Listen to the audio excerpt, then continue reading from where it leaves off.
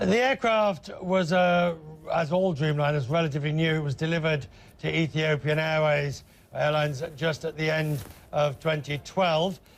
Ethiopian was the first airline in Africa to fly the 787 Dreamliner, and indeed was the first to return it to service after flying was suspended as a result of the lithium-ion battery problems. We don't know what happened here. All we know is that all of a sudden the fire brigade were called to this 787, and arrivals and departures were suspended at Heathrow Airport. I can tell you, looking at FlightAware now, that there are indeed pictures that the flights are now moving again. Takeoffs and landings have begun again.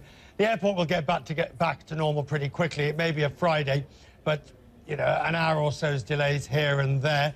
And the investigation will begin. Boeing has put out a statement, Jonathan, saying that they do know about this incident, they are aware of this incident, and that Boeing staff in London at Heathrow are dealing with it and are on the ground. An important point in all this, maybe the most important point, nobody was hurt. Nobody was on board at the time, which makes this all the more mysterious. You know, we hear about all kinds of mishaps on aircraft, and they take the black boxes and they find out exactly what the pilots were up to and exactly what the plane was up to.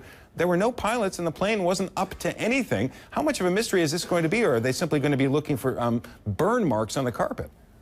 Well, we can see burn marks on the roof, or some sort of scorching on the roof, just in front of the vertical stabilizer at the front of the fin there. And they'll find out what happened here, that's I've no doubt whatsoever. The flight had arrived from Addis this morning. It was due to leave in the evening tonight to go back to Addis Ababa. Interestingly, of course, because of that, it was on the ground for many hours and it was parked away from the terminals, which, of course, is why it's in the middle of nowhere, or at least not attached to any terminal at the moment. They will find out what's happened. The investigation will be underway. It will be conducted by the AAIB, the Air Accident Investigation Board, which is the UK's equivalent of the NTSB. Boeing will be accredited to the investigation. But here's the point, Jonathan. We don't know yet whether it was an extraneous item on the plane, whether the plane itself was involved in the fire.